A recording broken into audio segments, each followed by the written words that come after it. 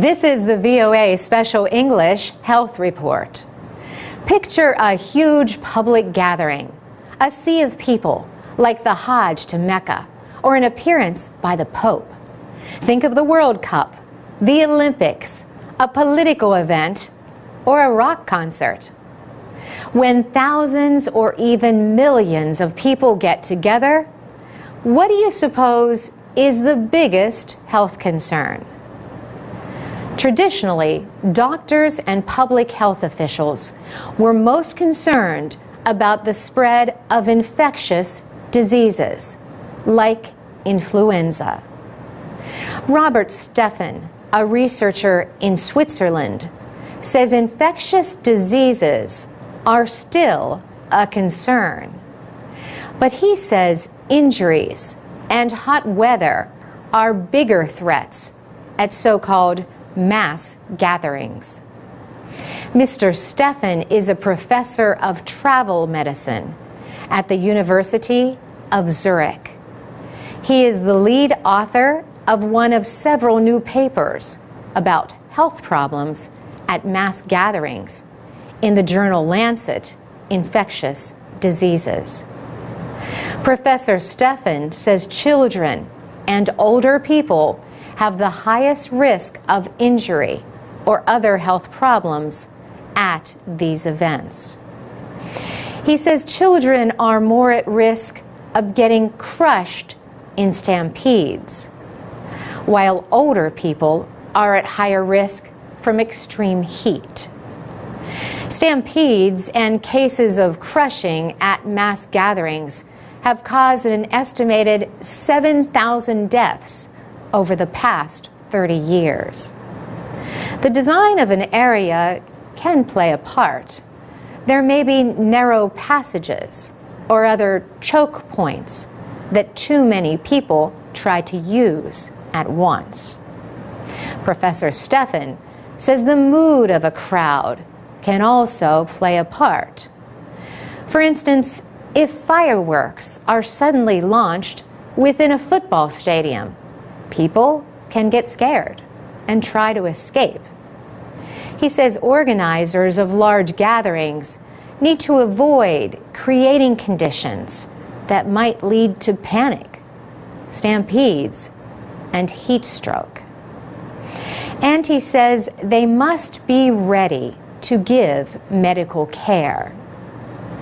So what advice does he have for people attending a large gathering? First, get any needed vaccinations before traveling. Then, stay away from any large mass of people as much as possible. Also, be careful with alcohol and drugs, which can increase the risk of injuries. And that's the VOA Special English Health Report, available at voaspecialenglish.com with MP3s, PDF files for e-readers, and podcasts. You could also find our programs on iTunes. Have you ever been in a huge crowd and worried about your safety? Or did you feel fine? Post a comment on our website and tell us about your experience. For VOA Special English, I'm Carolyn Presutti.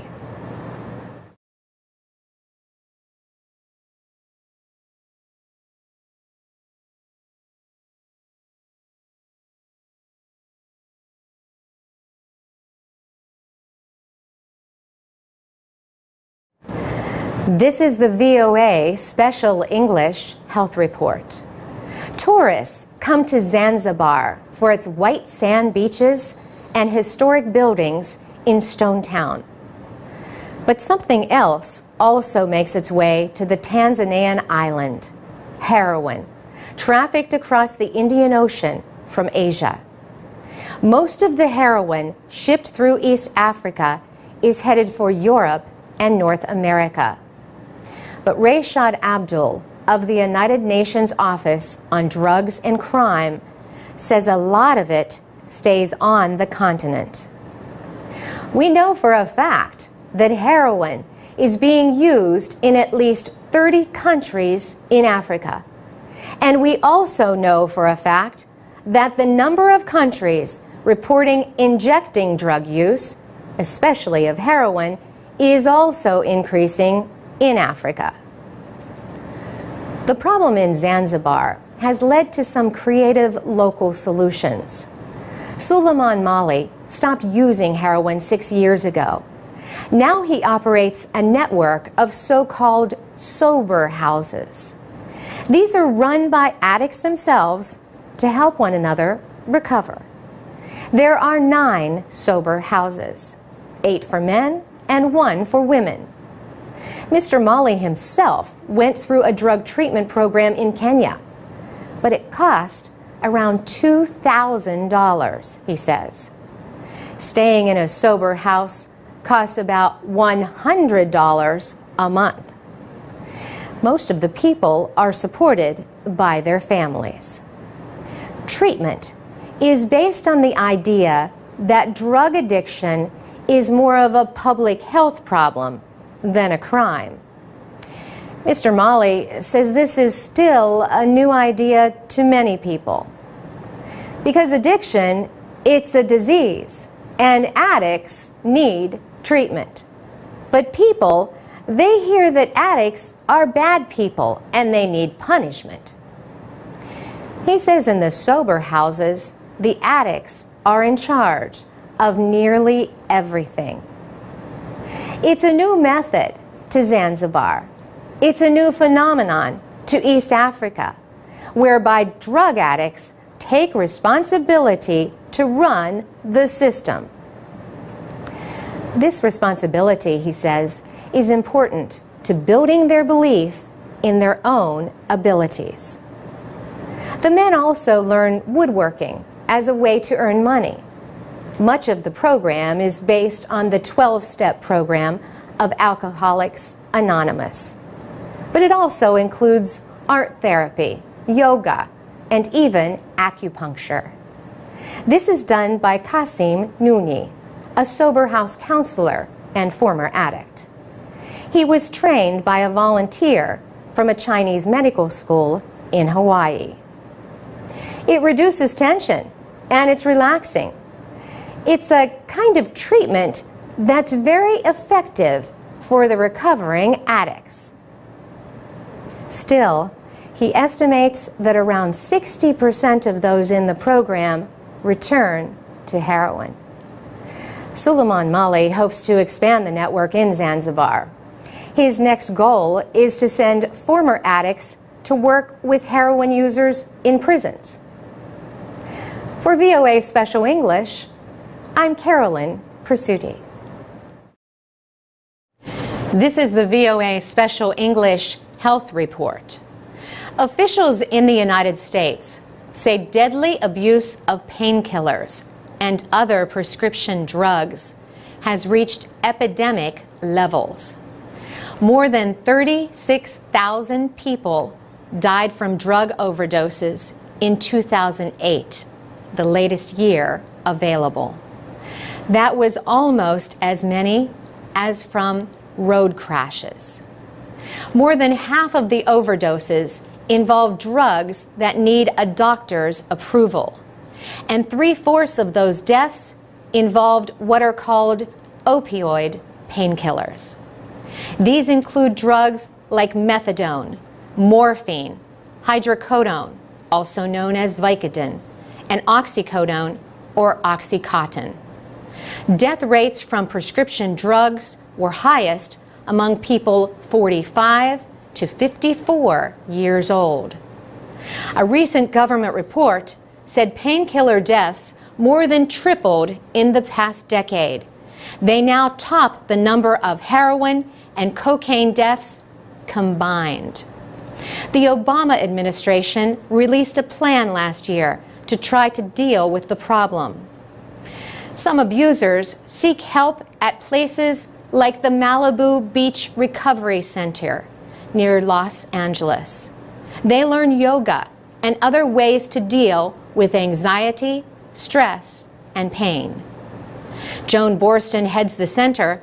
She says stopping is difficult because In the case of pain pills, the body has stopped producing its natural defenses to pain, and users have to have more and more.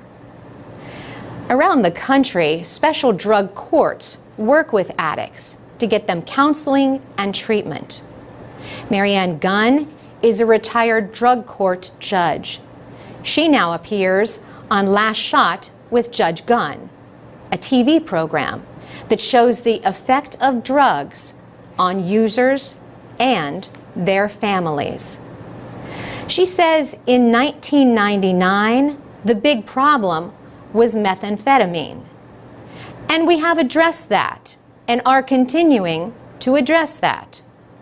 And more over the years, we began to see people being addicted to prescription drugs. James Adams is a pharmacologist at the University of Southern California in Los Angeles. He says millions of people live with pain, much of it from arthritis caused by obesity and aging. And it's a real tough problem for a doctor, because here you've got a patient with chronic pain, and these patients know exactly how to get what they want. And if that doctor doesn't give it to them, they just go to the next doctor. He says many patients may be able to manage their pain if they lose weight and get exercise and physical therapy. Another solution: California and many other states have registries. These tell doctors and pharmacists what potentially dangerous drugs their patients are already taking. For VOA Special English, I'm Carolyn Presutti.